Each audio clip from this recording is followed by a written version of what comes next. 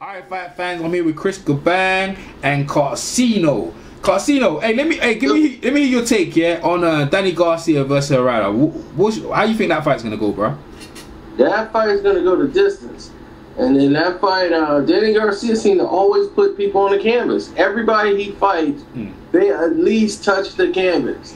And people who I don't even think is gonna get knocked down when they fight Dany Garcia. It's very weird. But he don't really knock them out. He just put them on the canvas. But unless they're con. But, but it is. With this right here, everybody's underestimating Mauricio Herrera. This guy is a proven skilled boxer out of Mexico who boxes like he's from Spain. It's really crafty, and it's not fan favorite over in Mexico. The only problem with it is the fact that he can't make 135. He's a very small 140. If he made 135, he would be world champion. I mean, this guy beat Ruslan Provodnikov, and I didn't have a problem with that decision at all. He outboxed him, and clearly is very gifted on the inside. He gave Mike Alvarado hell. It's hard to drop this guy and keep him down. I mean, with Kareem Mayfield I think was the last guy to beat him, and then that's when he went a whole different direction. But he is really tough. So what are you saying? You got him beating Dany? No, I got him winning some rounds. I think the fight's gonna get a lot closer. And the reason why is Danny's style. Dany doesn't fight like the guys that's beating him. He doesn't fight with Mark Alvarado or like Provodnikov, guys in that area, or Mayfield. Dany is a counterpuncher. He's going to sit there and box with you and wait for openings and wait for you to make a mistake. Then he closes. Now, the thing is with Garcia is that's good when you're fighting guys that overcommits. Like Zab Judah will overcommit. Eric Morales at his age will overcommit. They make mistakes that you can see. Like Lucas Matisse, because of his power, he was very reckless on defense, so he overcommitted. Mauricio Herrera does not overcommit. The only thing you're going to get out of him is what he's going to give you, and he's not going to give you anything else. He's not going to lean in. He's going to take his shots. He's going to use his jab, keep you on the outside. He's going to frustrate you to either push him back and beat a bull, or you can sit there and wait and try to counter him, but you got to apply pressure to Mauricio Herrera. That is the only way you're going to be successful. You can't sit back and wait on a perfect shot with him, or you're going to be losing a lot of rounds. But I got Dany because I just cannot see Herrera winning in Puerto Rico against Dany Garcia. No, look at that. But if he does, he'll make his name in Puerto Rico. But yeah, you got Dany winning by what? Decision, right? I got him winning by unanimous decision, but I have it like maybe 116, 112, or 115, 113. Yeah, I think Dany will pull that out. I think he got power. He should do. It looks like it's tailor made for Dany. The guy looks small, like you said, he's small. I didn't know he fought what them lower weight classes, but yeah, it looks like Dany. And so you got Deontay Wilder by what? Knockout against Malik Scott? What's that one? Yeah, I'll say about 7 or 8, just because I don't think Malik can take his power. He ain't never been that right. He ain't never been that though. He's the longest round he even been as a pro is 4 rounds, man. He ain't never been like 4, 5, 6, 7. Yeah, I think Malik is good enough to take him there. I mean, it's just like with Chisora, even though he got caught and he went down, he's used to being knocked down. I mean, Malik Scott, he's used to it. He knows there's a factor that he can be hurt. With fighters who haven't lost, they feel like they don't know that experience. Even though Wilder's been knocked down and sparring, and David Price knocked him down before, and this is back with headgear. So, even though there's different times, this is it's kind of like he feels invincible now. As a pro, he's been walking through guys, and he feels real confident. And I think Malik Scott, if he really focuses on a game plan, he can get this fight to the later parts of the round where he can have some control. If he learns how to deal with Deontay Wilder's power, because his power is based on speed. Yeah, he changes the speed of his punches. He'll start off slow, then he throws the punches fast. They come there faster than you can anticipate, and that adds to the power. And that's what catches all his fighters. They get hit with one devastating shot by Wilder, then the equilibrium is completely off, and then the rest of the punches are just academic. Yeah. But I don't think Malik we have to deal with the power because he struggled with Derek. Derek don't hit that hard, man, and he could have got up in that fight. To me, he looked like he quit. I know some people say he didn't or whatever. He could have got but in the referee, but when he got knocked down, he was smiling. He could have got back up, but he just accepted it. And I feel like, say, if he got hurt by Derek's power, then he ain't definitely gonna deal with Deontay's power. And I know they fought in sparring, but it's the headgear and different sizes of the gloves. You know, the gloves are smaller now. Right. But the thing is with Malik, and what I think happened in that fight was an error on his part. He waited too long to get back up. He was trying to take an 8 count and then get up. Yeah. And by being so loud, he said he really didn't hear. He thought he got up before the 10 count. And he was like, man, I just got knocked down. It was a good shot. And he didn't see him coming. He didn't see the shot that Chisora hit him with. Chisora. I keep calling him Chisora. Yeah, Chisora. I mean, the thing with him is he's a come-forward action fighter. He's not a big puncher at the weight classes because he doesn't punch correctly. All of the time. He doesn't use his hips at all. He's mostly all arm punching. But he can throw punches that you don't see when he throws looping shots. And in that fight, he actually looked a little bit better. I call him the heavyweight Ricardo Mayorga, but I know you mean though. You know, the mouth and the whole persona, right? But he actually showed some improvement in that fight, which was entirely a shock to me. Yeah. I've never seen him really commit to a jab into that fight. Yeah. I said he really committed to a jab. Like he really went in there and said, like, I'm gonna buy. Yeah. It was really shocking, but he got a lot of defensive liabilities. Yeah, he has. A lot of. Yeah. Another thing as well, I just talked to Philip Undu yesterday from South Africa, man. He still wants a rematch with Floyd, man. Yeah. And he actually said, and he actually wants to continue his career as well. What's your take on that? Who? Which fighter was this? Philip Undu. Philip the Time Undu. Yeah, I remember that. Yeah, he was determined. He was glad to see Floyd. They made him like back a star again. Like a lot of people, even in South Africa, had never seen his fight with Floyd Mayweather. Yeah, really? They never. They knew that time. I think when he was coming over, he had the patch of Nelson Mandela. At the time, it was on the British broadcast. They were saying Nelson Mandela was watching the fight at the time. But it's interesting because it was so long ago. Yeah, it seemed like it's yesterday. But thanks to YouTube and the fact that Floyd came over there and they replayed it, it's a lot of the younger kids, a lot of people. He didn't know, like the country. Yeah, of course they knew, but the younger kids who've been seeing him, they didn't think it was such a big deal until Floyd came over there. So now his celebrity over there is back at an all-time high. It's really motivated him to get back into the ring. Yeah, he had 2 fights this year. When I was talking to him, he's doing his own promotional company. He don't think he'd like to rematch for the game, but he said he's gonna fight junior middle and welterweight. That's the that's the weight class he's at. And he said he's got to fight. I think most of his fights, he's had 2 fights in Africa at the minute. So yeah, he was saying like he'd like to have a rematch with Floyd, but I'd love it to happen. But it was a good fight. That was a good fight, though, wasn't it? It's a good action fight. He's tough. He can come back with multiple punches to one-shot answers. And then he fought a guy who's been bred and born into boxing since he was an infant. And Floyd Mayweather, and over there the conditions for boxing is entirely different. Yeah. And then to get that kind of experience, but what they talked about was actually building a Mayweather boxing club in South Africa. And actually train them. Yeah, they actually train the fighters over there, and they're going to have trainers here and some in South Africa. So that's part of the project deal that they're working on out there with the commercial real estate. And they want to revamp the boxing in South Africa. So they have better equipment, better gyms.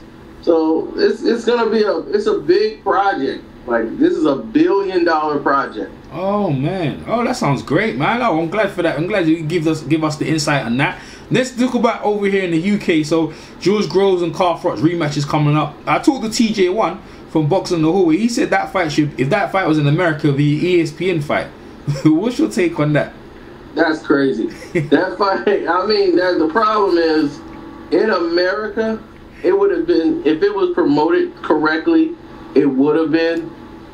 But I was like, no, it would have been on HBO. Yeah. Not far. It's on HBO now, though, but yeah, go on. Because of the magnitude of it. I was like, you got to understand, UK fans appreciate boxing way more than we do here in the States, because here we got too much distractions. You guys don't have the NFL. Mm-hmm. So yeah. The NFL rules everything over here. The National Football League, the Super Bowl, all of that. It's so much going on that it's completely distracted. Mm-hmm. Back in the days of Ali and all those times, boxing was the highest paid sport. Mm-hmm. We made way more money than NBA, baseball, all of them together. Mm-hmm. But because of how they mishandled and all the crookedness, there's no unions.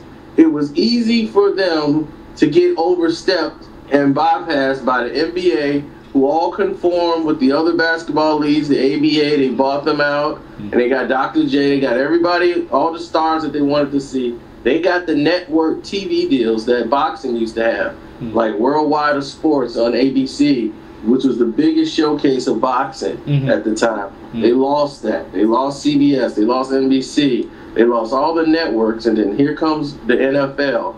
Here comes basketball. Now they got all the sponsors. Now they got $1 million contracts. They can afford these things now. Boxing is falling back. And this was during the 80s, during the 90s. Boxing had fallen off the spectrum. And said, well, we don't need your money. We'll go to cable. And that was the biggest mistake they've ever made, because they didn't want to conform to a union and clean up the sport. And because they didn't want to do it, they were punished, basically. And boxing has been in this spiral ever since, because they refused to try to form a union. Because with a union, then they would know they would have to pay retirement benefits to the fighters and things of that nature, and promoters would have to show their books. And this is not what they want to do. Yeah, it's true, man. Well, that's true. It's true. So, who you got in the rematch between Carl Froch and George Groves? I think Carl Froch wins the rematch. I agree. I think so as well. Go on. I like Groves. I mean, I really like his heart, and I really like who he stands for. I learned a lot about him in that last fight. But the only problem with him, and I hope he improves on it, is he's still like a 6-round fighter. And if this kid can ever keep it together and with a game plan to get him to the 12 rounds, he could be dangerous to a lot of opponents, because he has an outstanding right hand. And Fry's problem in his whole career has been he's been acceptable to right hands because of the way he boxes. He keeps his distance, and he normally keeps a stiff jab and keeps you off balance so that you can't land the punch correctly over his shoulder. But fighters like Groves know how to get in by staying low. He'll stay low to keep Carl Froch shooting the jab low. But he'll bend his waist and stay real low, but then he'll swing the punches up top, like Marcos Madonna does. He shoots his right hand over the top really fast, but he ducks down to take away his perception of the punches, and then Froch is throwing a jab downwards at Groves' head, and then Groves pops up and shoots a right hand over his shoulder every time, and then it would catch him, and it shocks him. So if that's how he adjusted to it in the fight, but Groves gave him a lot of problems because took him a long time to really get settled, because he was hurt early. He got caught real cold. So I think he's aware now that this is a problem. If he takes that away from Groves and keep the pressure on him and let Groves fight off the back foot, which he doesn't do very well, he could wear him out earlier. He gotta make it a Carl Froch type of fight. He gotta make it ugly early and grind him out on the inside. Do not sit on the outside with George Groves. Yeah, it's true. It's true. Well, what about this take? Yeah. So I heard Porter's fighting Paulie. What's your take on that? And then what's your take on Kel fighting the winner? Kel could beat both of them in the same night. Really? Nah. I ain't rolling with Kel. I'm rolling with Porter, man. Kris, you want to say something about this? But Porter fights Kel Brook, he gets knocked out in 5 rounds. What? What are you talking? No, man. In 5 rounds, Kel Brook will knock Porter out. Well, Kel Brook ain't done nothing, though. He ain't done nothing, man. Porter is stronger than him, bro. He fought Steve Kirkland and them, man, there. You have no idea. Kel Brook will destroy Sean Porter. It wouldn't. You need to break that down to. Need to be fair. You need to break that down to me because I don't see that way. No, I don't see that way. I'm trying to tell you, Kel Brook is a big dude. Man, you crazy, y'all guys are seeing something. He got what's his name? He got that other guy, the one he just fought recently. He got him to fight not the European guy. He got the guy Carson Jones to come at 154, so he had more power, man. Look, every time he fights, he gets buzzed, man. Come on, man. The Russian guy, Shadenko, whatever his name is, he buzzed him in the last fight as well. Come on, man. Sean Porter's gonna beat him up, but Felix Trinidad got buzzed in a lot of his fights. He ain't finished Trinidad. Kel Brook. Oh, Karceno. I'm not. I'm just saying, people can get buzzed. It's how they respond to being buzzed. Man. You know, he's not like Amir Khan. When Amir Khan gets buzzed, you know that's the beginning of the end. I ain't rolling with Kel, man. Start playing the credits. You need to tell me. You need to tell me how you see that fight, because I don't see Sean Porter. Let's go. So you got Sean Porter beating. Malignaggi might beat Sean Porter. Nah, man. I mean, here's the thing, this is the truth. Paulie Malignaggi can box. He knows boxing. He sees the flaws that everybody sees in Sean Porter. Sean Porter cannot box. No. He's a guy that's he's a strong guy at this weight class because he's really a 154 fighter, and he's gone down to welterweight to fight. His father knows nothing about boxing, but tries to train him. Oh, he's been around every gym and tried to get Sean Porter to work with every trainer in the world. He was at the Wild Card gym, and Freddie was going to work with Sean Porter and try to work on some of his flaws. His father wants so much attention and so much control, he doesn't let anybody try to teach his son anything about defense. His son's head is always in the air, chin out. He's off balance on a lot of his punches, and he lunges in. He ends up headbutting people, and it's insane to let him think that this is the way he can go ahead against professional fighters. Because if he fights the wrong fighter, he's going to get destroyed. And Freddie tried to help him out. He thought he was a big star, and Freddie was like, okay, look, you guys got to go. Because they tried to, he was Pacquiao's sparring partner for a while. Then the guy was just so out of control. It's like, and Roach wanted to help the kid, and he didn't want to take any advice. So he got to the point where he thought it was his gym, and it was like, okay, well, you guys can go. Now they're at the Mayweather gym. Same scenarios happening there. They in Mayweather gym right now? Yeah. All right, go ahead, Karceno. Go ahead. Yeah, they're at the Mayweather gym. So they're there, and other trainers are there trying to help out Sean Porter because him and his dad's fighting all the time. It's not all lovey-dovey. You see it on HBO. They fight a lot because he want to try to do things a different way and try to box and try to improve to get better. Sean Porter is. And then his father cuts right in and try to take advice, and no, we're going to do it this way. This way, he wants to keep it just the family and don't want any outside people coming in. So, but boxing-wise, I don't see it. I see all his flaws. He has a lot of power. He pushes with a lot of his punches. Against Devin Alexander, that could work because he's a 154 guy. Devin is really small. He should be at 135. That was his best weight class. If he could make 135, that's where he should be. He doesn't have the power at 140, and he definitely don't have the power at welterweight. Devin Alexander was not that kind of fighter, and all he did was put pressure on Devin and grind him out. And I thought Devin would be able to handle it, but he just couldn't. Yeah, when I talked to him, he said that Devin's lost a couple of times, and the game plan they picked was the Bradley game plan. Blueprint out to win, but Paulie's lost so many times.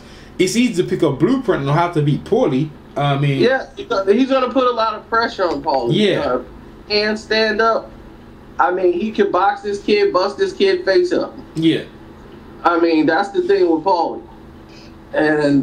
But here's the thing: Kell Brook would beat both of them because that wouldn't work with Kell. Why you see that, man? Kell ain't that good, man. Kell's boxing IQ, his speed, Kell boxing IQ is the difference. And I'm gonna tell you that right now. If he fought Sean Porter, this is what would happen. Porter would lunge in with his head off balance and keeping his head straight in the air. He would never see the Kell Brook left hook. He would never see the Kell Brook right hand. He would never see the uppercut. When Kell throws his punches, he masks them with his shoulder. It's almost like a shoulder roll, how Floyd does it, but it's not as fluent as Floyd's. But it's similar. When they mask the punches by hiding with their shoulder, when they throw the punch is already on its way. You see the glove. It's almost like the glove is standing still, but it's not. It's just like when a boxer throws a jab right hand, they keep the jab out and then they bring in the right hand. So when they move the hand down, it looks like it's the same glove, but it's not. And it's the right hand coming behind it with force, so you don't see it. When you're in the ring and the fighter, you get caught with the shots. You almost don't see the setup. But we at home, we could see the setup and recognize it. But to some people, it looked like he's just throwing some punches. But listen up. But it was actually set up. Yeah, but listen up. Karceno Jones, put a tremendous amount of pressure, but he didn't have the power to take him, right? And Porter is a better pressure fighter than Karceno Jones. And what I'm trying to say to you is, if Kell Brook don't deal with punch, he don't deal with hitting and getting hit. When he starts getting hit, he starts to back up and retreat and run. Like every time he gets hit, he's running, nose bleeding. He don't like it. Yeah, I know. I agree with you about the power, but I'm just saying if Porter can deal with that, Porter's quicker than Karceno Jones. I see Porter beating him up, man. I see Porter beating him up. I reckon he's fighting today. And the reason why he's fighting is to get his last payday before he goes and loses against Sean Porter. If he gets Paulie Malignaggi, he'll beat Paulie. But against, I see Porter, I think he's beating him. But go ahead, Kris. He will not only beat Porter, he's going to knock him out. Nah, man. We need to. I'm a bet. You know what? I'm a bet on. I'm a bet on that. That's good. Round to Sean Porter. Never. Yeah. Go ahead, Kris. Yeah, but Chop Corley said the same thing Karceno just said. Well, you know, fighters. Chop knows what I know. Yeah, I know fighters. Kell Brook is very strong. Nah, man. Chop been hit on the head too much, man. He been hit on the head too much. I know fighters be hit on the head too much. That's what I'm saying. When he hit Kris, you're mute, man. Yeah. Okay. Yeah. Go ahead, Karceno. Punches correctly. You can't. If Kell Brook throws his punches correctly, with a guy who's throwing arm punches, Sean Porter should be knocking guys out with the way he looks. But if you see the way he fights, he's unorthodox. He just uses a lot of force and arm punches. Yeah, he's not using his hips or his legs. Yeah. Kell Brook would destroy a guy like that. Nah. Karceno Jones is different. Karceno Jones throws punches correctly. He comes in with force, but he's a skilled boxer. Yeah. Now, what happened in the fight, in the first fight, if you look at the first 5 rounds, he's not in the same universe as Kell Brook. Yeah, I get you. But he got caught and with a shot that broke his nose almost. And once the blood started pouring, he's breathing in heavy. And then he had to cut weight. Kell Brook was almost overweight. He had to cut weight like 2.5 pounds on the day of less than a day of the fight. Yeah. So his conditioning was on. That's why he went and got a conditioning coach after the fact, and they thought they were gonna have to move him up to 154, which is gonna happen real soon because he can't continue to make welterweight. He has to train basically year round. Yeah, he didn't make in the rematch. He wasn't that fight. He was at 154. The rematch. Yeah. And Karceno came at 147. He didn't even make the weight then. So. You know, this is what I'm trying to say to you. If he fought at 147, he weak. That's why I say Porter gonna take him. Go ahead, Kris. Yeah, but Porter looked bad against Alfonso Gomez and Julio Diaz. Man, they're ages ago, man. Don't worry about them fights. Man. Them fights a long time ago, man. I ain't worrying about that, man. I ain't. Hey, so what? Wasn't that long ago? There was a fight before Porter, right? Yeah, I ain't too. Hey, Thingy's fighting on the card, isn't it? Caban Cintro's fighting. Now let's talk about Isaac Chilembe and Dennis Gradua. How you see that fight? Oh man, you talking about the Mexican Russian? No. Yeah. Was it Ronaldo Cruz versus Caban Cintro? Well, I see Caban Cintro crying and trying to. I don't know. He got some investors. Caban Cintro hasn't really won a fight in years. they gave him 2 decisions up here in Chicago that was completely rip-offs. Oh. Like, he was beating every round. That's how bad it was.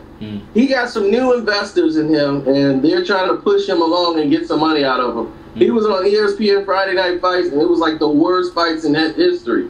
I think Donovan George or somebody he fought, and he got beat every round. He got like a draw, he got a victory. I'm like, what is going on here with this Karceno? This is a guy who was knocked out in a fight, lost on a decision, and got a draw in the same fight against Sergio Martinez.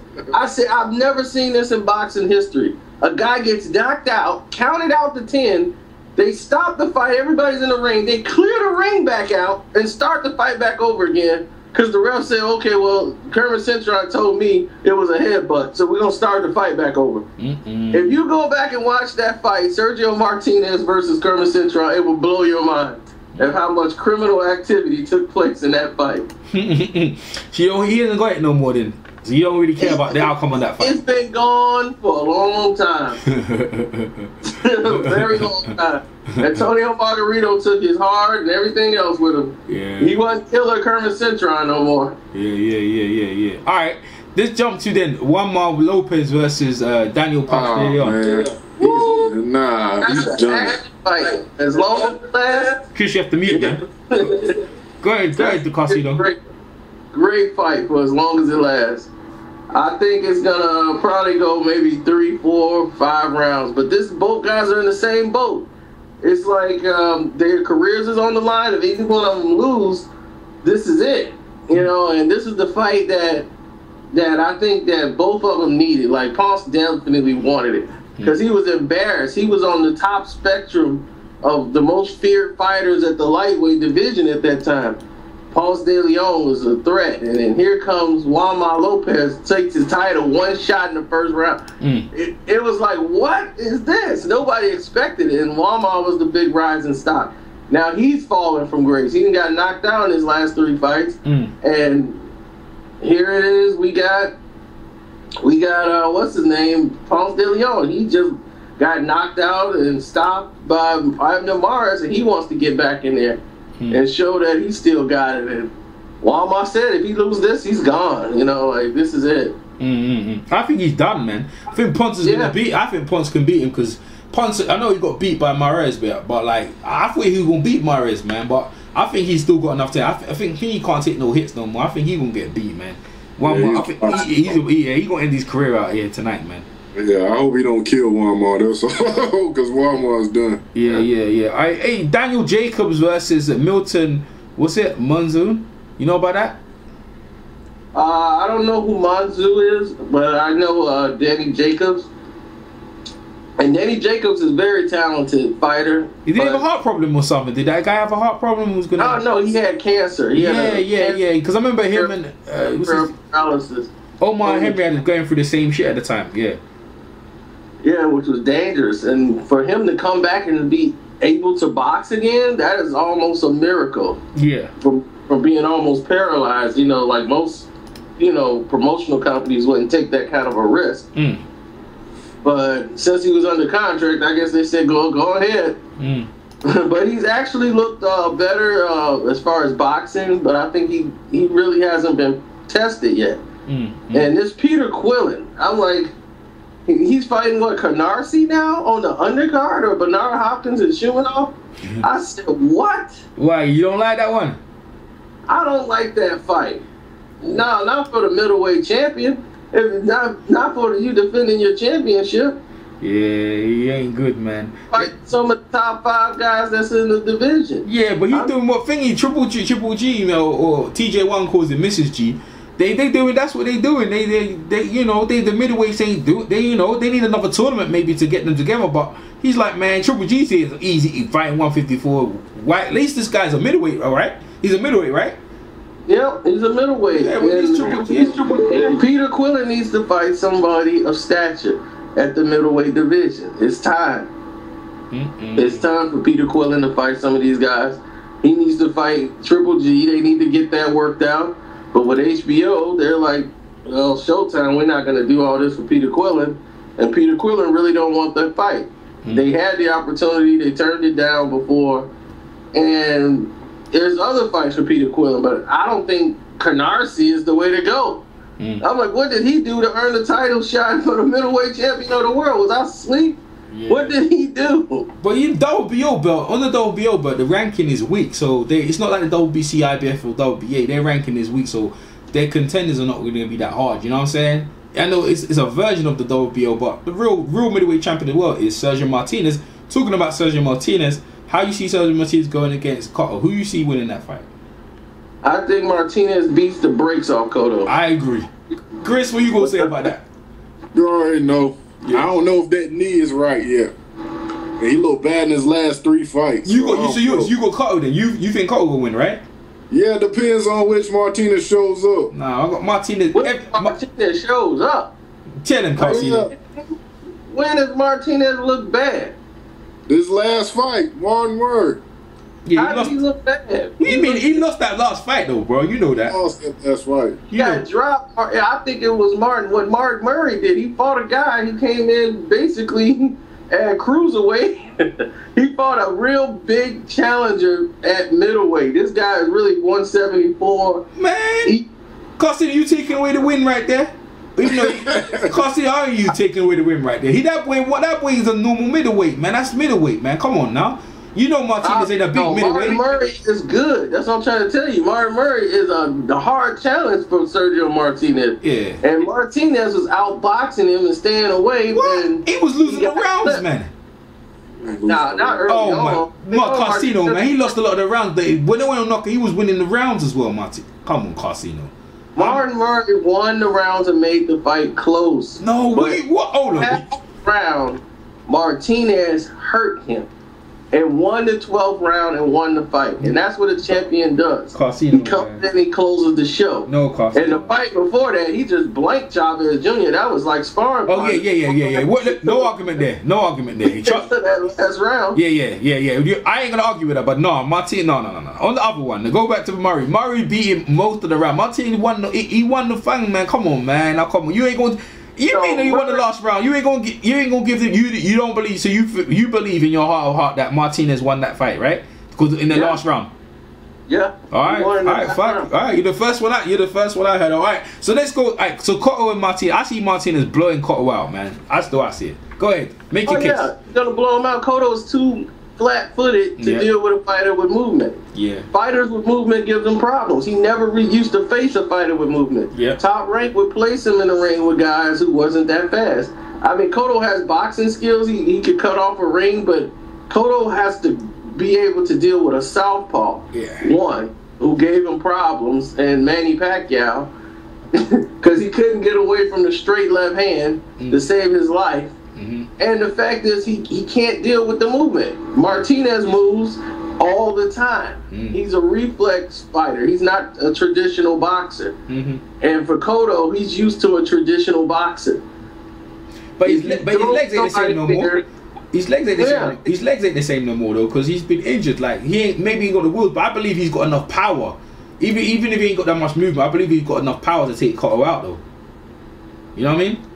People underestimate Sergio Martinez's power. Yeah. And I'm like, they think he's just a flashy puncher who runs around the ring throwing punches. But I'm like, look at the people he stopped. Yeah. I was like, he's got a lot of knockouts. Yeah, he does. Because he actually has deceptive power. Plus, he goes to the body from a distance. He throws jabs to the body. He throws jabs to the head. And he throws hard shots. Hard shots. His conditioning is unmatched. Now, Cotto's got a new conditioning coach, which had him in tremendous shape in his last fight. I haven't seen Miguel Cotto in that kind of shape in about 10 years. Yeah. That was the best shape he's ever been in his life. Yeah. That I've seen in at least since he's been at 154 and beyond.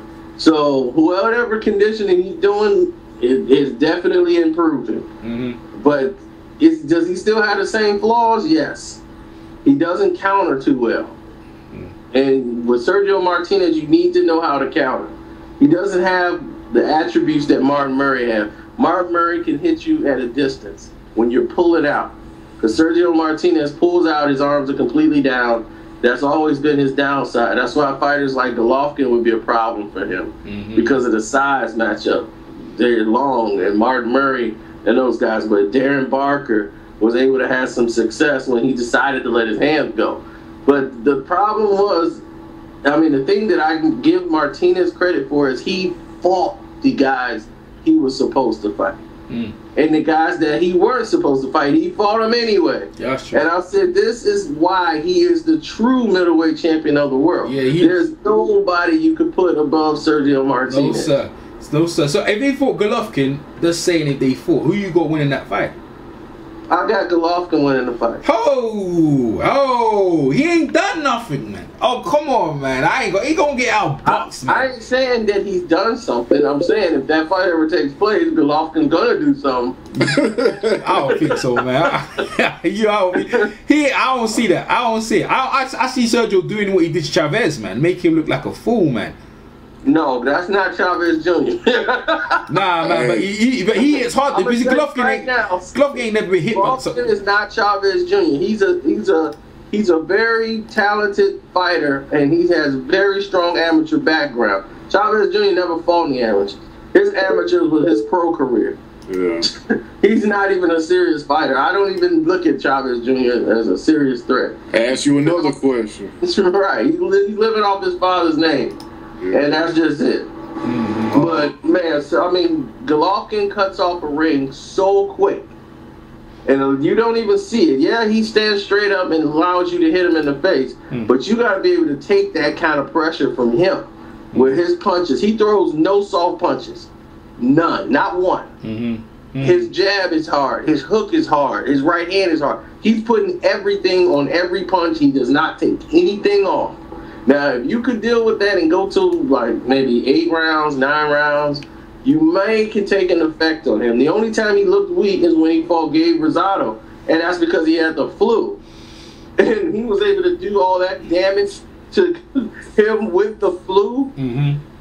No way Martinez is ready at this age to deal with that kind of pressure. But he wants to fight Golovkin. He thinks he can tear him apart. Yeah, I think he can. I think it would be. He's gonna have some success. Martinez is, but you know he's used to fighting the bigger guys like Kelly Pavlik, all the pressure fighters that come forward. He's used to that. Yeah, that was a good display. So let's move on to let's get onto the Mayweather thing now. So Mayweather, in my opinion, should fight the winner out of Cotto and Martinez rather than the one out of Bradley and Pacquiao. I feel.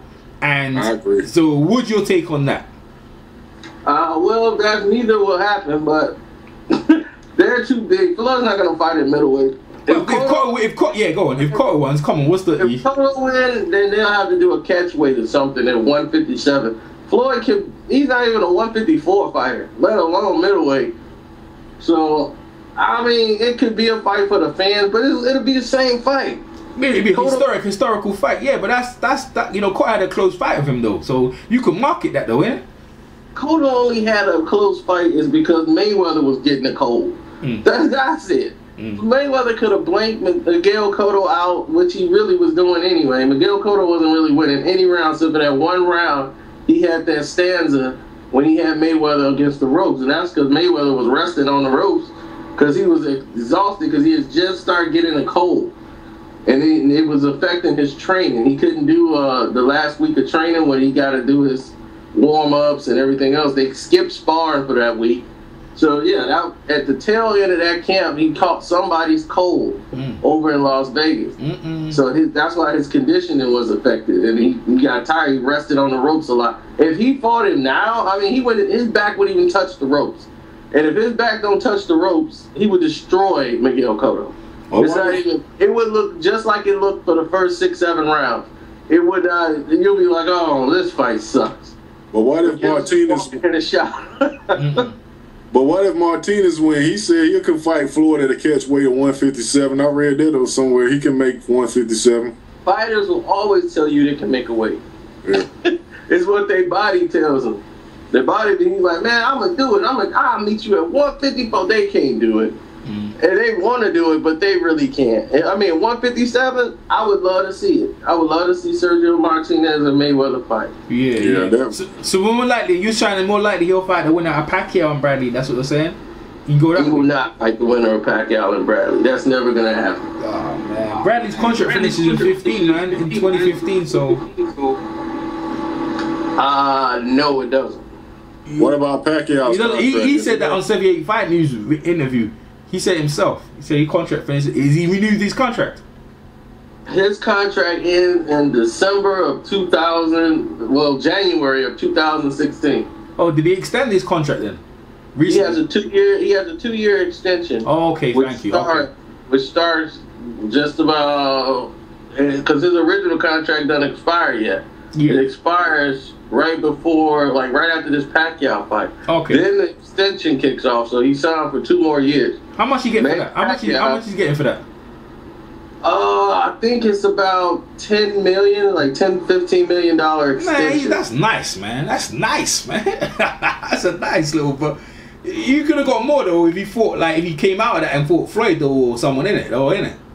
No, and no? That's the reason. That's the reason he didn't choose to even negotiate with Floyd. They had the options.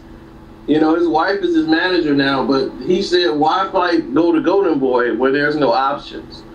Like, if he takes a fight with Floyd Mayweather, the majority of money he's going to get is, what, $5 million? Yeah, that's and probably some other pay-per-view.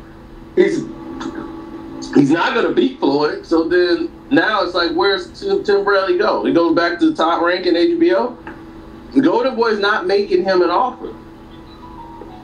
Oh. And that's partially the problem. Oh, man. Shit, bro, that's good. What about Pacquiao contract? Is Pacquiao contract up? Or is he re-signing with Top Rank? Oh, he's re-signing with Top Rank already. What's his extension? What's his extension?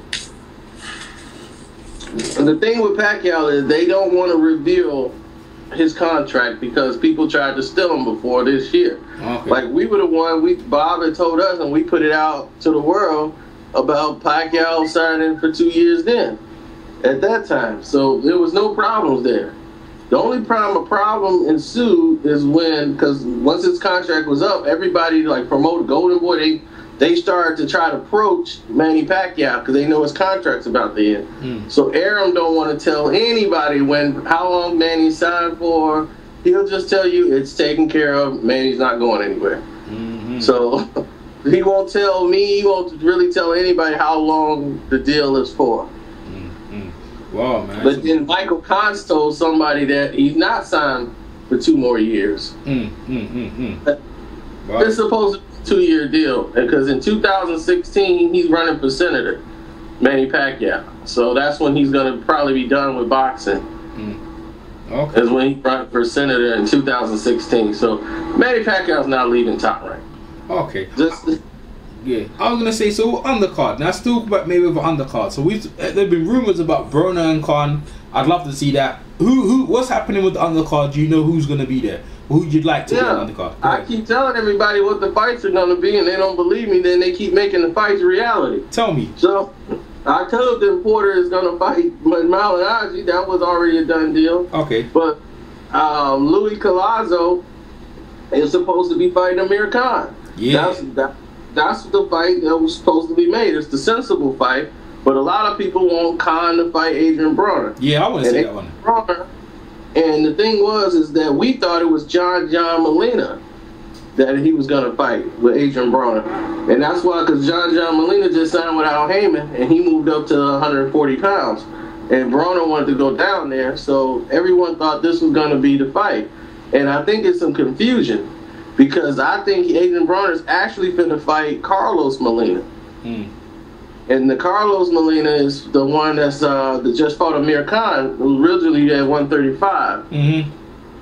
I think that's the guy at 140 that Adrian Broner is gonna fight. That's weak, man. That's so weak, man. That's weak. Come on, man. They need to switch things around. That Carlos Molina, they need to switch it around. But you know, the Khan and the Broner fight is like the Dany Garcia versus the Matisse fight of the undercard. That's sick. You know, it's the person that's who's pushing that fight. Who is? The only person that's pushing that fight and been pushing the fight is Floyd Mayweather. Yeah. And the reason why Floyd Mayweather is pushing that fight because he's trying to show Golden Boy, this is the fight we need to be making. Yeah. is the fight we want, and then this is the fight people want to see who wins that fight. But Golden Boy's not stupid. They invested too much money in Amir Khan to have him lose to Adrian Broner. It's not a win-win for Golden Boy. You're right. It's a lose. You're right. If you're Golden Boy, this is a lose-lose. You're right. Because Floyd's going to retire. Adrian Broner's going to be the guy you want to try to build around with his persona on social media, the way he talks trash. You could build a show around Adrian Broner. Now, what you have to do is choose him in the right fights. Putting him in there with Khan, and if Khan beats him, yes, that makes Khan more viable for Floyd Mayweather, but what does that do to Broner, who's supposed to be your star in the next year when Floyd leaves? Now you've already then gave him another loss. The fans are not going to believe in him anymore. That's back-to-back losses for him. Now, let's say Broner beats Amir Khan, knocks out Khan. Mm-hmm. Now you've wasted all this money developing Khan to be Floyd's next opponent. Then where are you going to go now for Floyd? Who's he going to fight next? Nobody. Now you got to start from scratch because Broner just beat him. You're not going to put Broner in there with Floyd, so now you're in a dilemma. You just lose. There's no win for this for Golden Boy. Now what they can do is they could put Louis Collazo in the ring with Amir Khan. That's a viable fight. He gonna lose that fight though, man. Yeah, Khan's gonna lose any fight he's in with a real fighter, but that's beside the point. Here, the point is that's the only option Khan has. That's why he sat out a year. They didn't trust him to win a fight after the Diaz fight. Oh, the Devin Alexander fight. They didn't think he would win that fight either. No, but it's a viable fight because Devon's not a big puncher. They think Khan's activity would definitely have won him the fight. Yeah. And they might have been right. It was the best option for him. Mm-hmm. It's like, we got to protect you. That's why we got you fighting people like Carlos Molina. And we thought Diaz was a safe fight for you. But honestly, that was too dangerous. Yeah. All right, yeah, go on, Chris. What is Golden Boy doing with Keith Thurman, man? For real. They are trying to find a fight. They're going to put him and Lucas Matisse on the same card in April. But now it looks like they might, because they both want to fight each other.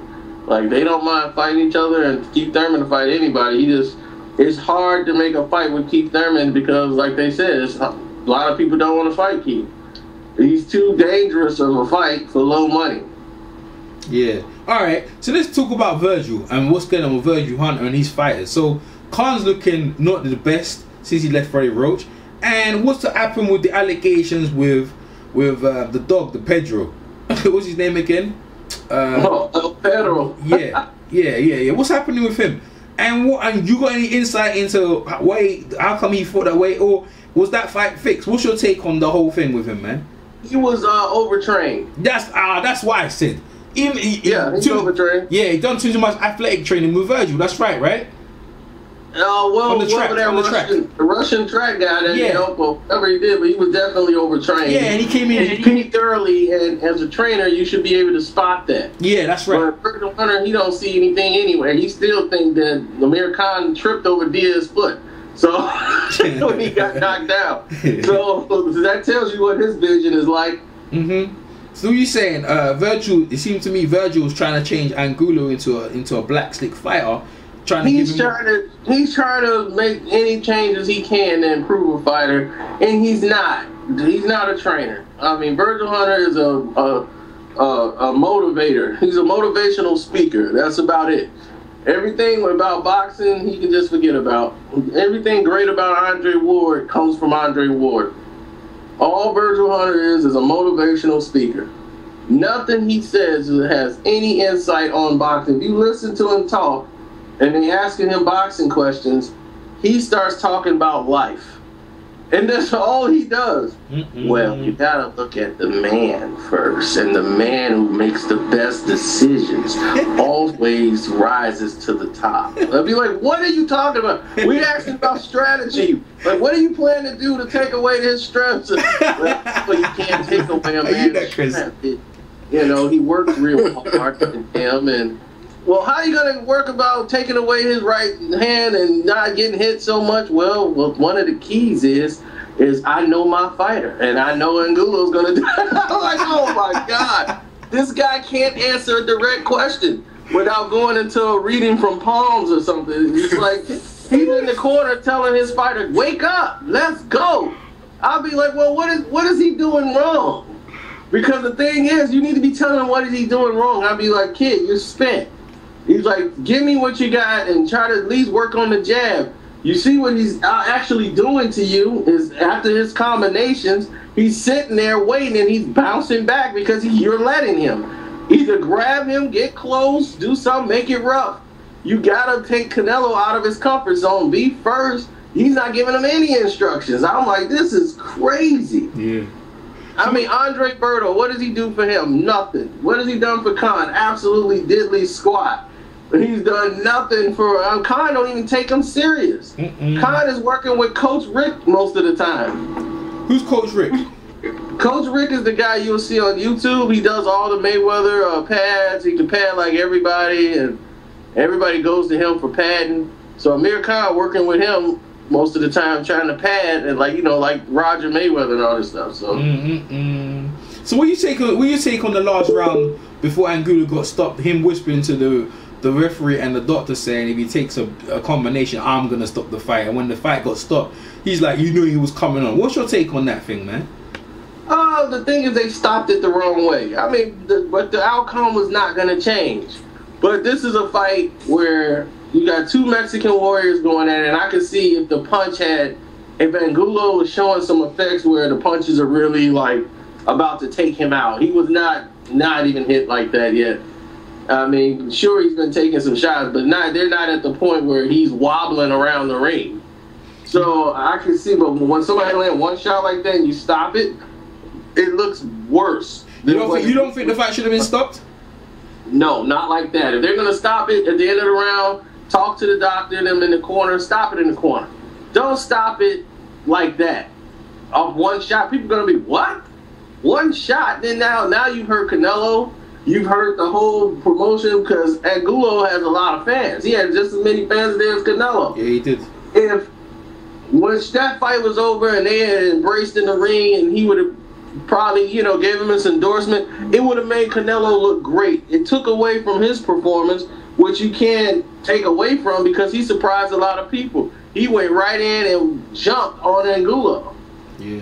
He went right after him when the fight started, which a lot of people didn't expect him to do. They thought he would box first and then try it later on. But he actually went right in and went to work on Angulo, which was a great game plan.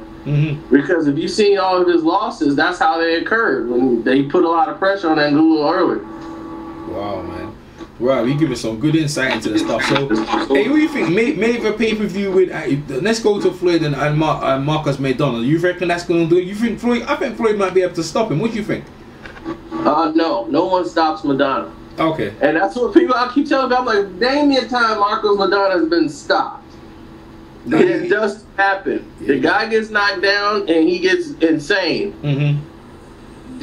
That's when he's most dangerous. I think Floyd needs to just try to get a victory, win rounds, and always be leery of Maidana's power. Respect that man's power.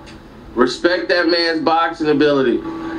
He has a way to get in he knows he's not the fastest guy in the world. He knows that his punches are sometimes telegraphed, but he has 3 moves that he does very well. And he uses those 3 moves to perfection. He has an overhand right that comes at a 90-degree angle over your right shoulder where he will jump off his feet and come down on a straight line. And did you see him hit Adrian Broner with that in the first round? Yeah. He had no idea of where that punch even came from. Over the top of his defense, I know. He moves, he takes a step right, goes up, and comes straight down. Yeah. And he lands on the top of the head. Yeah. They don't full punch. That's an old school punch. No one fights like that no more. Yeah, then he has the move like George Groves does, where he bends his waist and takes away your range, your height of range, you're trying to measure him, and then he springs up and throws a punch over your shoulder. And it's out of your peripheral vision, and then it comes back and you don't even see the punch. And he loops in and hits him. And he was doing that with his left all the time. Groves does it with his right hand over the shoulder. Maidana does it with his left. And every time he caught Broner doing the same thing, because you think he's going to, when people bend their waist, You think they're going to your body. They're shooting the punch to your body. So your body automatically puts your arm down. Your mental is telling you to block the body shot. So you think you can knock out Floyd? You think you can knock out Floyd? He will get Floyd's attention if he catches him.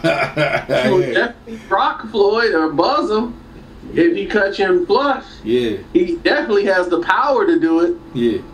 And I think Floyd is already aware. Floyd started training camp a week before he told people he was going into training camp. That's what a lot of people didn't know. Floyd was already in camp. This camp started a week before everybody even knew there was a camp. Yeah, because he already knew he was gonna pick already. So why did he pick? And why did he do that big survey list and then pick Khan? Oh, Marco Badana, because it's the fight. Huh? The survey had nothing to do with Floyd. Floyd has the people around him like Brain Trust. Yeah. And they come up with ideas to try to sell Amir Khan on stuff, and his team decides to do that. Floyd really has nothing to do with social media at all. Wow. He doesn't. If something goes down and he want to take a picture, he'll just say, "Hey, get so and so to put it up on my Twitter." Floyd does not tweet. He does not go on Facebook. He's not a real Instagram guy. He'll have somebody put the pictures up. He doesn't even know how to do it. Wow. So that'll be another thing. Yeah, so whoever's there with him, they'll do it. Wow. Hey, so tell me the insight with Roger. What's up with Rogers? What's Rogers' health saying? And Rogers' health is it's okay. I mean, he still can pad and do all the things that he does. But Floyd, the reason why Floyd got his father in there and not Rogers, because Roger's eyesight is not the same no more because of the diabetes. And you need your trainer to be able to see everything that's going on in the ring. Yeah. You can see where things are not looking as good, and he just like Roger's eyesight is not 100%, and Floyd don't want to go into a situation where Roger can't see or tell him what's going on. And that's why Nate is there too. A lot of people just see Nate with the body bag on him, but Nate is an excellent trainer. Yeah, he's very rated. I see you training Ashley Fairpayne over in the UK.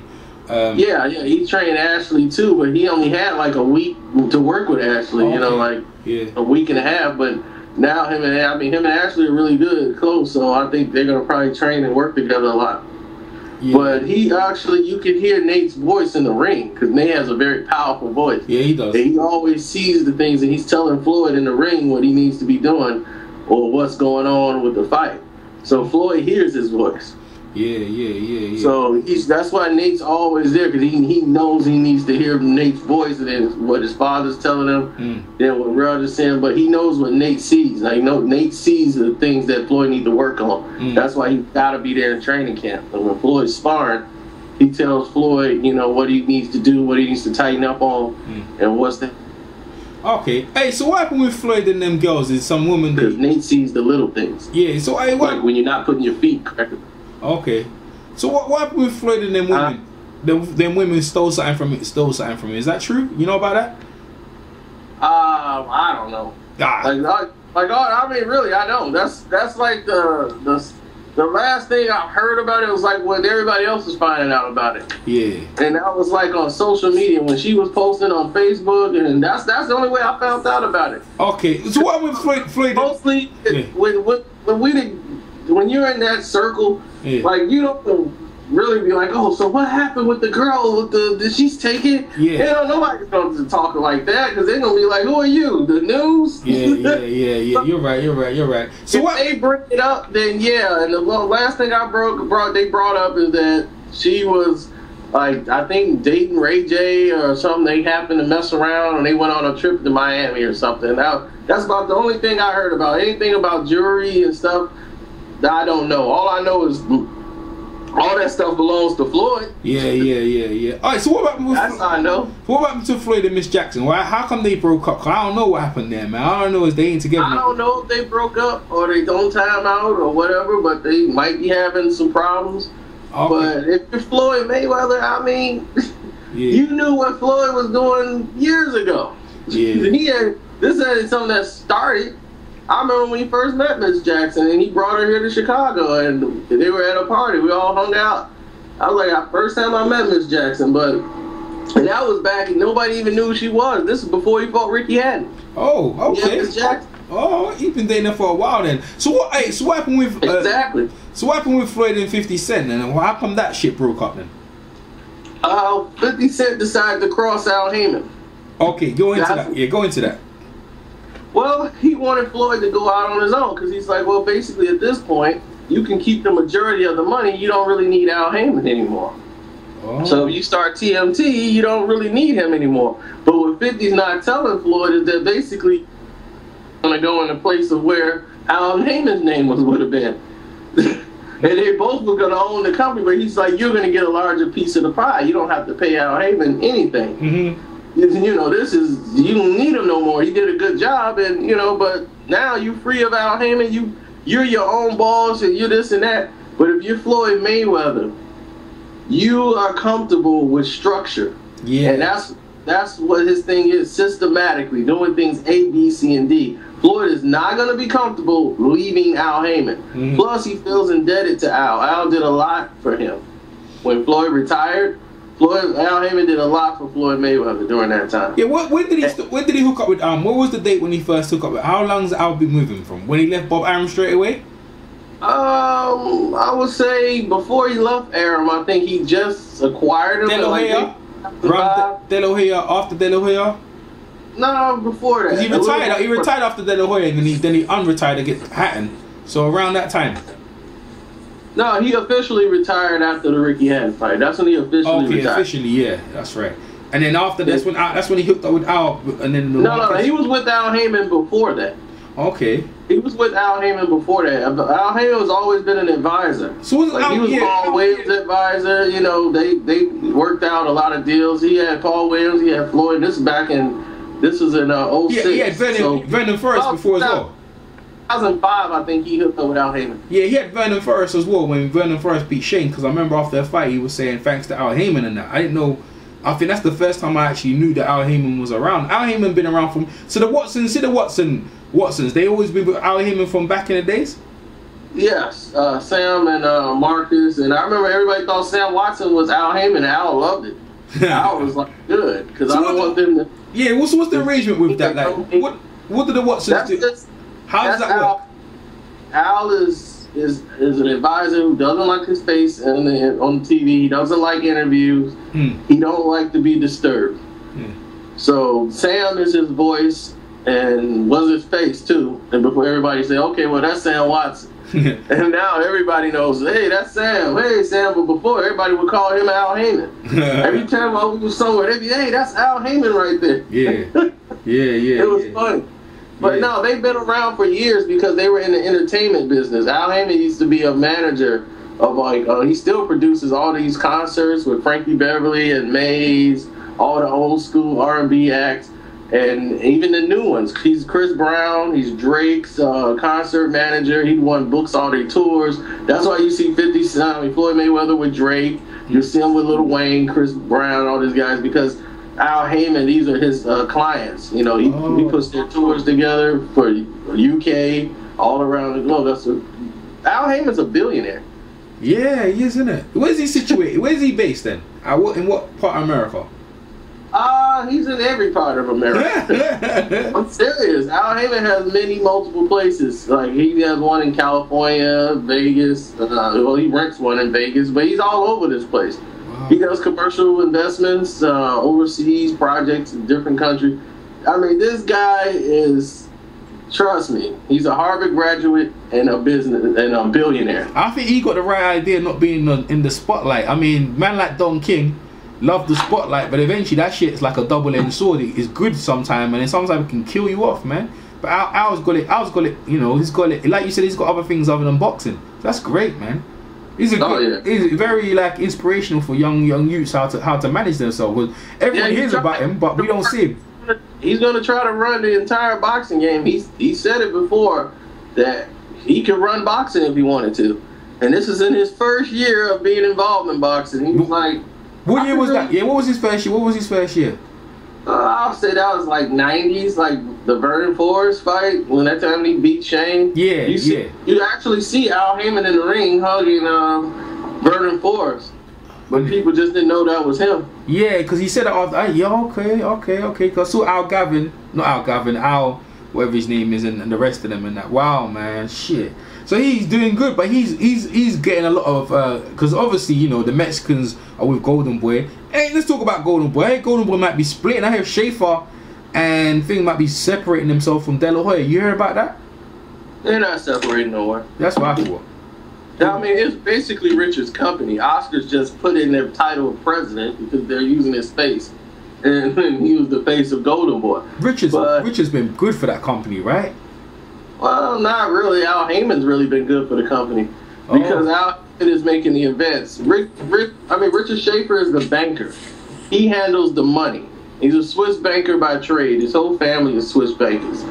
But the thing is that this is a plan for them from the beginning to get in here and make the company as big as it is and build the value of the company. But they wouldn't have done it because when Golden Boy first started, they ran into so many problems trying to develop fighters and showcase them by putting them in uneventful fights, fighting Buck. Yeah. Amir Khan, they had James Kirkland, and all of those guys start fizzing out one by one. And they're like, look, you guys are falling, you guys promised us these numbers, and they didn't know anything about how to go and get the right fighters and how to develop a fight, so they started partnering with Al Heyman and let Heyman make the majority of the decisions and saying, okay, well, we're going to do this, we're going to do that, we're going to go ahead and develop this situation.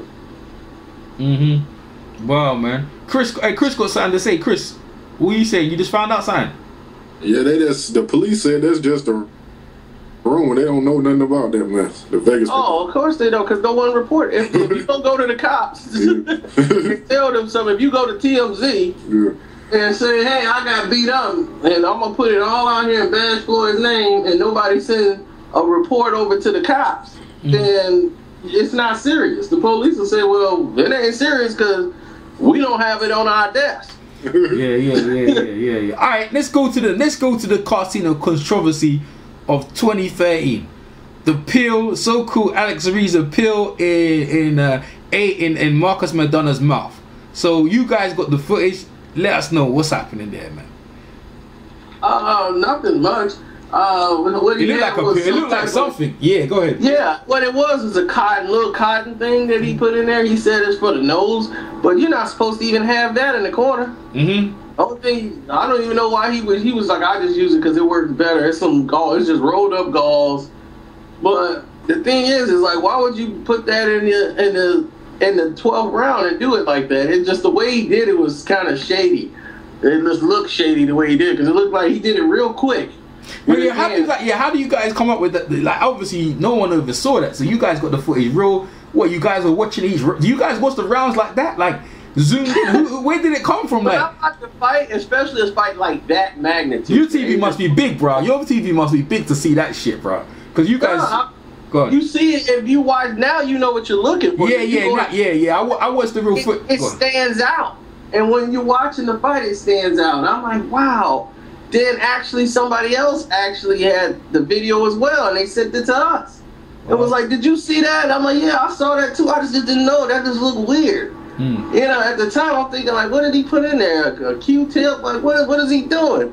So I'm like slowing it down with the TiVo. You know, and by the fight being so, if this was like an ESPN fight, nobody would have caught this. But it was the fact that Madonna beat Adrian Broner, so this fight was going to have a lot of magnitude. The most probably replay, it actually was watched more than Mayweather Canelo for Showtime. No one's ever told anybody that. And I'm going to tell you, that was the most replay watched fight that people had missed. And they were like, dude, I missed this fight. And a lot of people was hearing about it through word of mouth. When they replayed that number was so high. When people watched that replay of that fight the very next week. That was all over social media. It made Adrian Broner a household name, bro. They got him over like 619 for Rey Mysterio. They got Adrian Broner everywhere, bro. With Drake, they had Adrian all over social media, all over Twitter. Adrian Broner's face was. Oh yeah, I mean it was massive. It was the attention he really didn't want, but then he did it. It benefits him. Yeah, it does. It does. Even though he look like but right now he looking like a clown now, man. Like he used to be, like I took him very seriously. Right now, but people don't taking him seriously. And what's with the homo thing? Why he humping on Madonna, man? I mean, he was just trying to entertain the people. And then what he did was create an avenue. So when Madonna did it back to him, the place erupted, man. It was like, he's like, I'm gonna do this to you too. Then I'm gonna punch you in the mouth for it. That just made the whole event even more funnier, and it made a great fight. It was a good event. Yeah. That's a fight that's like an event. But what people didn't see a lot is that Adrian Broner did fight his way back into the fight. Yeah, he did. He did have some success when he was boxing, but he got away from, because he's never really been in that situation. He's been in it with Ponce de Leon, but he didn't respond well when those situations were there. Mm-hmm. He just did enough to win the fight.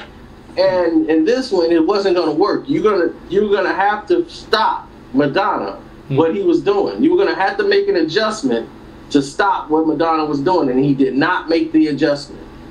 He stopped going to the body the way he should have. He stopped trying to take away and make Madonna fight off the back foot, because every time he would have some success, Madonna would catch him with that same move, with that left hook that you don't see all the time. Adrian never made an adjustment. He never made an adjustment to it. He kept going for the feint, and it was killing him. Every time he could land that left and then start his offense right off that, because that's how Madonna operates. If you keep him in a boxing standpoint where he just got to conventionally box and you don't make mistakes, he can't capitalize. He's going to look stationary. He's going to look ordinary. But he waits for you to make that mistake, and once he lands, then here comes the offense. Then he's on your shoulder. Then he's on your back. He's all over you. It's hard. It is hard to fight a guy like that who can change a fight with one shot. Yeah, I didn't see that coming, but I think he underestimated him as well. He got beaten. If Mayweather gets rocked like he did against Mosley, and he got Madonna in front of him, it's going to be a lot harder for him to get out of that round. Yeah, because Madonna's pursuing. He ain't like Mosley, man. Madonna's just on you, man. He's just on you, swinging, the gunslinger. He's just slow. The only thing, he's just slow though. Like, and Mayweather ain't about trying to take his punches. Mayweather's he ain't gonna be there trying to take no punches from that guy. He gonna move out. Madonna knows he's slow. He knows he's slower, so he knows he's got to use certain techniques to get his punches in. Yeah. See, that's why when guys who power punchers who know their flaws, but they still got 30-something knockouts and 30-something fights, they know what they're doing. Yeah. They know how to get their punches in there, and they know, hey, majority of the time I'm in the ring, the guy's going to be faster than me, so I know what I have to do. Yeah. In hindsight, Broner should have stayed in lightweight, man. He would have been a beast, man. Like, no one's beating that boy at lightweight, man. Just stay there and clean up. The money is not there at lightweight. But don't you think he could generate? But he's staying in the weight class. You'll just generate the money. Ricky Burns was the biggest draw in the weight class. So all you gotta do is just beat another champion down there, Vasquez. Ricky Burns didn't want to fight Broner. When they were supposed to fight Ricky Burns, and they had the deal, the contract, everything, Burns did not want to come to the United States. They wanted him to come over to the UK. Yeah, why Broner should went to the UK though? Why Broner should have came over here though? Because they already had the venue, they had everything set, and then they pulled this move. So then they tried to get Miguel Vasquez, and then he pulled out. So they ended up going with Galvin Reese. And that was a last-minute decision, because they thought they were going to be fighting Burns. So it was just terrible, because they agreed to do it at first. Then they said, no, let's just do the fight over here. And they were like, well, if the number differential is not going to be that significant, then why in the world are we doing this? Why we got to come all the way over there for the fight when we can just do it here? Okay. And he's like, Ricky Burns should want to do the fight here to try to build a bigger fan base for himself here. Like, why do we have to go there if they're gonna match what you're getting in the UK? But our money's stronger though. The pounds are stronger than the dollars though.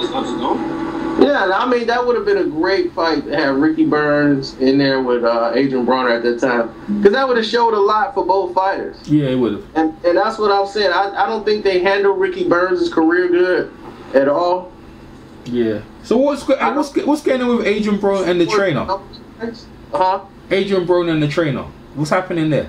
Are they getting along? Him and Mike, whatever his name, Stanford. Because you know they were arguing in the corner, man. It's cool, man. Chill the fuck out, man. No, that's just them talking. Yeah, I mean that's Mike gonna talk. Like telling them to, you know, what's you sure going you got on. enough respect for them? Because like he didn't seem like to me everyone watching. Oh man, and he raised Adrian Broner basically. No, but I know, but someone you know, like, it's some after a while. Sometimes you just hear that voice, you just kind of like tune out. It looked like he wasn't taking instructions well.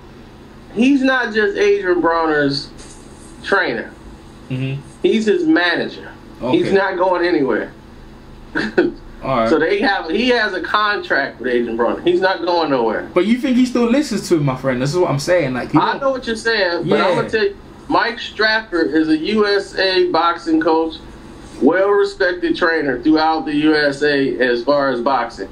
Nazim Richardson pointed to this man and said, "Look, this man right here is the next greatest trainer in boxing. He's under radar," and this is years ago. Mike Stratford is well respected in the sport of boxing, all worldwide, through the Olympics, everywhere.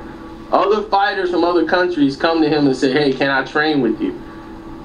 You know, can you train me?" He's got all his fighters besides. I think Adrian Broner is the only one that got a loss in his fighters. He has Errol's. Well, he has no, he don't have Errol Spence. He has Jamel Herring. He has Rasheed Warren. And he's got Robert Easter Jr. All of these guys are all coming up. And they're undefeated now. I mean, Rasheed Warren been to 4 Olympics. Then that's just incredible. Yeah. To even pull a feat like that. To appear in 4 different Olympics. He ain't won nothing, though. He ain't win nothing, though. He ain't win no. No, one of them could have won either way, but it's a point system. But he was definitely the best to come out of that division. And he's got 4 of those guys. He's got Adrian Broner. He's got his whole stable. He trains out of the Colorado Olympic facility. They don't just put any trainer in there. You have to really know something in order to be in there. Yeah. So, no, he's well respected, and Adrian definitely respects him. Okay, that's good to hear. They're not going. They're never going to split. So they're going to take the thing seriously now, man. Stop with the play acting, man. Like get down to business, because man, I had Broner at this point, man. The argument was, man, like he's overrated now. People can say, yeah, he is, and this and that. I hope he's gonna cut with the clown, and next week he gonna be all business in the next fight. Hopefully, you know. I know they don't need to put. For Adrian is that they put him with Floyd Mayweather. It's a gift and a curse. Yeah. Because if they put you with Floyd and Floyd embrace you, they expect you to be like Floyd. Yeah. They expect you to fight like Floyd. And if you don't do this, they'll be like, oh man, he ain't doing it like Floyd would do it. But he's Adrian Broner, and they fight 2 different styles. I mean, he puts up the form like the shoulder roll, but Floyd does it in different variations. His defensive prowess is the shoulder roll, but he knows how to use it at certain times where there's different angles, and he gives you a different look. So it's not the same look when you approach it.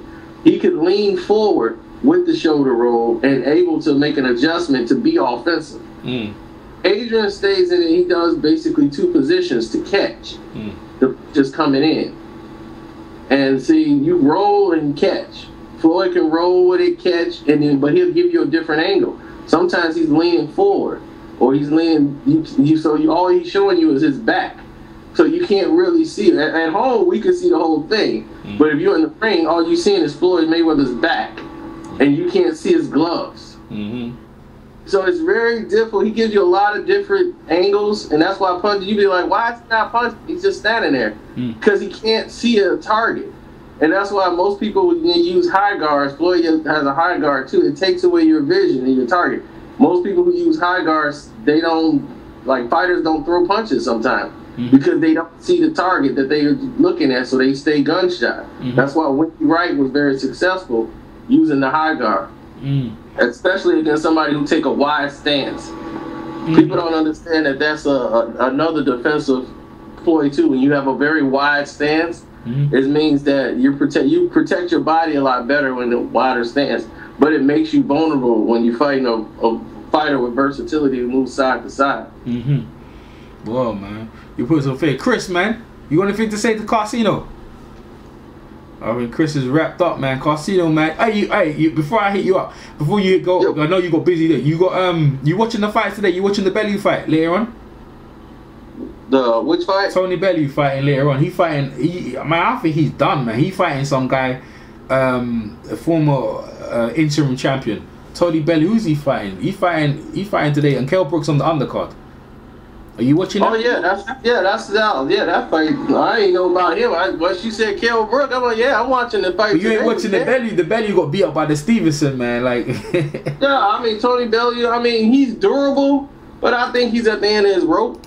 But yeah, I think so. I didn't even know who he was on the card. I knew Kell. He the main event. Yeah, he the main event. Yeah. You know Kell in it. Yeah. That's all I knew. Kell Brook's on there. I'm watching it. Yeah. That's what I thought, man. Yeah, and we got English tournament. We have a middleweight tournament happening today over here. It's a max middleweight tournament. I don't know what it's gonna comprise of, but it's a lot of fighters. I don't know. You guys gonna check it out? It's over here on Channel 5. Yeah, I mean most of the middleweights are from overseas. Yeah, super middleweights. Yeah, that's the thing. Most of the middleweights are retiring basically. You got Dan Barker that's gonna retire. You got a lot of these guys are getting ready to step into the abyss. The name that we just learned about them. I was like, but they've been fighting for years overseas. Yeah. Most of the middleweights are over there now. Talking about middleweights, yeah, James DeGale. So with the Badou Jack getting knocked out, James DeGale may be fighting. I think he might be fighting. Not the winner. I think he may be fighting. Who's he? Chavez maybe. I think he might be fighting Chavez for the and then the winner of that fight, Sakio Bika. How you think that fight? Good. I know they're not gonna put DeGale in there with Chucky. They gonna let Chavez in there with him. They gonna put Chavez Jr. in a pay-per-view right now. Yeah. Yeah, his next fight will be a pay-per-view. So James, do you know what's going on with Badou Jack? And I heard there's arguing with Badou Jack and Jayon Love about, because they're both in the same weight class, they be arguing. What do you know about that in the camp? Right now. Are you talking about in the Mayweather camp with them? Yeah, Only thing they talking about with Jack, it comes from a country that didn't have boxing. The last guy they had is the guy who fought Sugar Ray Leonard, and he lost. He's at Sweden, right? Right. It's been they ain't got no pro. Years. Yeah. So he's really learning. It's just that this is the gift and the curse. Was the gift and the curse of what's going on with being with Floyd Mayweather. These guys are learning. Now he's only got 16 fights, but he's really learning boxing. He didn't have a big amateur career. He made it to the Olympics basically because they didn't have anybody else to really challenge him. So he's really learning boxing, and he's gonna make some mistakes. And what happened is he made a mistake. He leaned in on a jab early in the fight and got caught. Right on the money. And I think the only problem is that this fight would have probably been on a lower scale and you wouldn't have heard or seen anything about it. But since Floyd Mayweather was there, it was on Showtime Extreme, and now they're on a big platform before they're ready to be on a big platform. So I think he's still in development processes. It don't mean he's a terrible fighter. I mean, he's got a lot of good things going for him, but to be middleweight champion right now, no. He needs about a year or two, still developing, and then title shot down the road definitely in 2 years. But they're rushing. I think they're rushing a lot of these fighters to produce right away when they're not even ready. Yeah, he ain't ready. So what are you saying, James DeGale? You know who's gonna fight now because now Badou Jack's been knocked himself out. I don't know who he's gonna fight now, but I know Chavez Jr. has either the Carl Froch winner with Groves. If Froch is impressive in this Groves fight, then they will definitely work with him on a fight. Now the fight with Sakio Bika. John Pascal said he's willing to go down and wait to make the fight with Chavez Jr. Okay. And that's more acceptable because he's willing to do a catch weight at 170. If Chavez Jr. wants to do that, they can make a catch weight at 170. There's no problem with John Pascal. Well, so that works for them. But they would much rather work with Carl Froch. They won't be dealing with Andre Ward because of his issues he's having with Dan Goossen. He's trying to sue his way out or get out of his contract with Goossen, and there's no way Arum's going to get tied into it. Yeah. And that's why, unfortunately for Ward, that's why you're not going to see him back in the ring probably this year. Oh, that's some bullshit. But anyway, he can heal himself. He's always injured anyway. his career is going to turn out to be one of the most worst and wasted boxing careers in the history of the sport. Nah, man, he's good, man. He be alright, man. It's not about his skill, of course. He needs to just accept it and fight in the ring, man. Y'all be trying to, you know what I mean? Ain't like there's no reason why. Okay, you arguing with the guy, man, but shit, man, obligate your respect your contract and fight. You know what I mean? And you go make some money. That's the way I see it, but he's seeing the parade go by, and all these other fighters are getting these big deals, and he's not. He needs to respect that Dan Gruson was the one who put him into the Super 6. Who got him in there? You know, no one knew Andre. Me and Beats was talking earlier on. That Andre Wood wasn't a big household name. He wasn't even a big name in that tournament. And Dan Gruson got him in there, so respect that, man. You know what I'm saying? Let's just keep fighting. That's the way I see it. I know, that's the way I look at it. I'm looking like Dan did a lot of things in his career for him that he probably don't even realize. Yeah, I think so as well. As well, man. You know, Andre Ward wasn't being promoted the right way in the United States. And that is true. I mean, but a lot of it, I think Andre Ward has to take onus to. Yeah, he has to. He wasn't making himself, like, overly accessible, yeah. And being out there on social media and having his team or whoever he had working with him, he didn't have him out there really doing too much. Nah, he fought like old school. He's an old school mentality where he thinks he's fighting should get him that way. But like we said, our sport ain't the #1 sport no more. So you have to do more than that these days to get yourself over. So let's change subject slightly. So you got Dany fighting Vuvuzela who just beat up Chris John. So what's your take on that, man? I'm rolling with the upset-minded Vuvuzela, man. That little African boy, that South African boy, gonna put a beating on him, boy. What's your take? Yeah, that's gonna be a tough fight for Donito. I mean, I'm more concerned with this than a Rigondeaux fight because we know about that.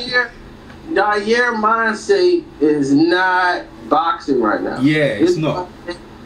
Is his son photography? Yeah, it's a lot of different things going on with Donito. It's good though. It's good he's going into these different things. He's more than just a fighter, isn't it? But he has struggled. He struggled against what's his game? What's his that little bull? The little.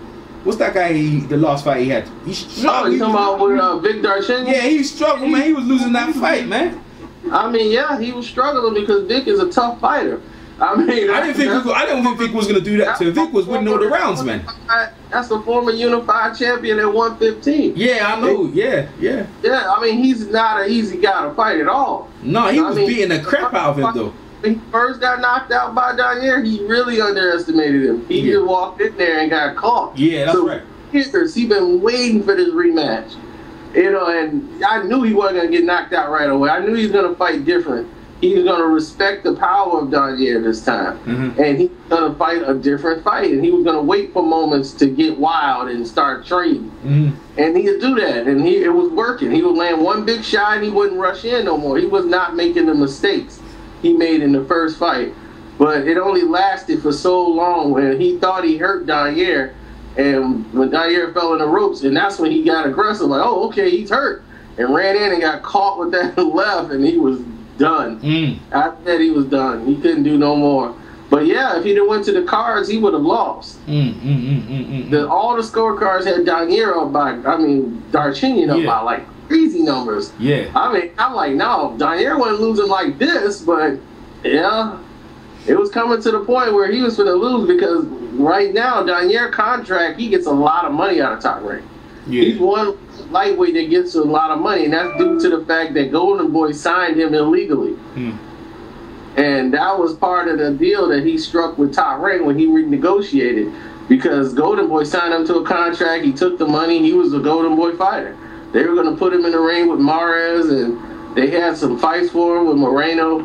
So he was getting ready to be active immediately. And what happened was Danier made a mistake. And then the lawyer from Golden Boy at the time, who is now the vice president of sports for Showtime, Steven Espinoza. So you see how that works. Yeah. Steven Espinoza, Golden Boy, no, I'm not Golden Boy, said sitting over there. He's the lawyer who negotiated and looked at the contract and said it was okay. The same lawyer who told Manny Pacquiao it was okay to sign with Golden Boy. Damn. So, yeah, and then every time they get burned and then they end up getting to pay top rank. This is what the mistake was. And what they didn't see. The mistake was that that his contract expired and there was no extension. True. It passed the date of expiration. But what they did not know is that when the millionaire was injured for a while and he went to a doctor's office and declared his injury, it was a freeze on the contract. All those months and times he wasn't fighting, he has to be declared active to fight again in order for the contract to resume.